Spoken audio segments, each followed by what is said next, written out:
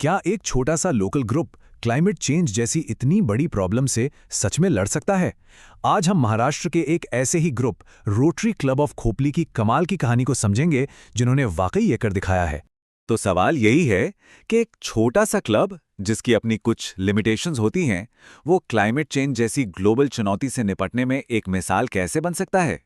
चलिए rotary club of Khopoli के सफर से ही इस सवाल का जवाब ढूंढते हैं। देखिए, किसी भी बड़ी प्रॉब्लम को सॉल्व करने का जो पहला और सबसे ज़रूरी कदम होता है, वो है उसे ठीक से मापना, ये जानना कि हम आखिर शुरू कहाँ से कर रहे हैं। और यहीं से इस क्लब की यात्रा शुरू हुई। तो ये वो नंबर था जहां से उन्होंने शुरुआत की।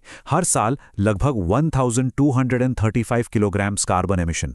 अंदाजा लगाइए, ये करीब एक छोटी कार के साल भर के एमिशन के बराबर है। अब दिलचस्प बात यह है कि उन्होंने इसे मापा कैसे।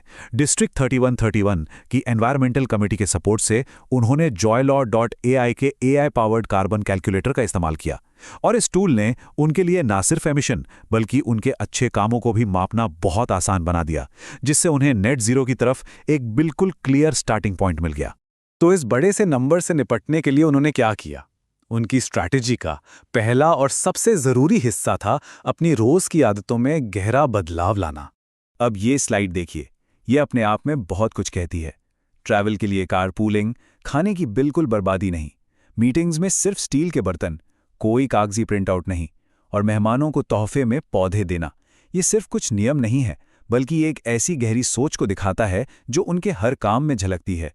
लेकिन वो सिर्फ अपना एमिशन कम करके ही नहीं रुके। उनकी आदतें तो नींव थीं, पर असली जो बड़ा बदलाव आया वो एक बड़े कदम से आया। उन्होंने एक ऐसी योजना बनाई जिससे वो अपने कार्बन फुटप्रिंट को सिर्फ कम न करें बल्कि उसे पूरी तरह मिटाकर पर्यावरण को कुछ वापस भी दे सकें। और ये एक बेहतरीन उदाहरण है कि जब एक कम्युनिटी मिलकर काम करती है तो कितने बड़े लक्ष्य हासिल किए जा सकते हैं। रोटरी क्लब की प्लानिंग, पेंगुइन कंपनी की फाइनेंशियल मदद और साजगांव ग्राम पंचायत के जमीनी सपोर्ट ने इस सपने को हकीकत बना दिया। तो इस प्रोजेक्ट का स्केल क्या था? सबने मिलकर कुल 665 पौधे लगाए। ये अपने आप में एक छोटा मोटा जंगल है जो आने वाले कई सालों तक ऑक्सीजन और हरियाली देगा। देखिए, पौधे लगाना एक बात है, लेकिन उनका जिंदा रहना असली चुनौती है, और 92% का सर्वाइवल रेट एक शानदार कामयाबी है। ये उनके हार्डवर्क और डेडिकेशन का सबूत है। पता चलता है कि ये काम पूरे दिल से किया गया था। और ये कमिटमेंट सिर्फ एक दिन का नहीं था। लोकल ग्राम पंचायत ने इन पौधों की 10 साल तक देखभाल करने का वादा किया है।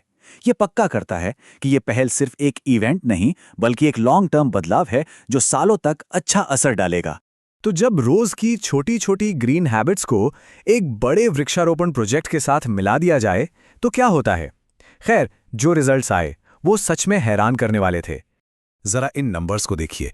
एक तरफ है क्लब का सालाना एमिशन लगभग 1235 किलो, और दूसरी तरफ उनके लगाए गए पेड़ों से सोखा जाने वाला कार्बन जो है करीब 12,240 किलो। ये अंतर साफ दिखाता है कि उनकी मेहनत कितनी रंग लाई। सोचिए जरा, उनके लगाए हुए पेड़ उनके एमिशन से 10 गुना, जी हाँ 10 गुना ज्यादा कार्बन सोखते हैं। ये कोई मामूली बात नहीं है, ये एक अविश्वसनीय अचीवमेंट है। इस शानदार रिजल्ट का मतलब है कि वो अब सिर्फ अपने एमिशंस को बैलेंस नहीं कर रहे हैं, मतलब वो सिर्फ नेट जीरो नहीं है, वो उससे भी एक कदम आगे निकल गए हैं। वो अब एक कार्बन नेगेटिव ऑर्गेनाइजेशन है। तो ये कार्बन नेगेटिव का मतलब क्या होता है? सीधे शब्दों में कहें तो इसका मतलब है कि आप पर्यावरण को नुकसान पहुंचाने के बजाय उसकी मदद कर रहे हैं। आप जितना कार्बन पैदा कर रहे हैं उससे कहीं ज्यादा सोख रहे हैं। तो ये जो अचीवमेंट है ना, ये सिर्फ एक हेडलाइन या एक नंबर नहीं है, ये एक मिसाल है, एक प्रेरणा है। ये दिखाता है कि सही सोच और टीम वर्क से क्या कुछ हासिल किया जा सकता है। ऑडिट रिपोर्ट का ये ऑफिशियल स्टेटमेंट उनकी कामयाबी को कंफर्म करता है, और ये दिखाता है कि जब कोई ठान ले तो कुछ भी नामुमकिन नहीं है।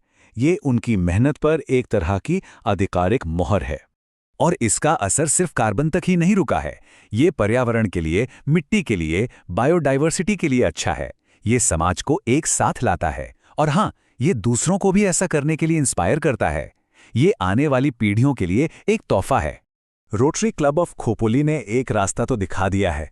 उन्होंने ये साबित कर दिया कि लोकल लेवल पर भी बहुत बड़े बदलाव लाए जा सकते हैं।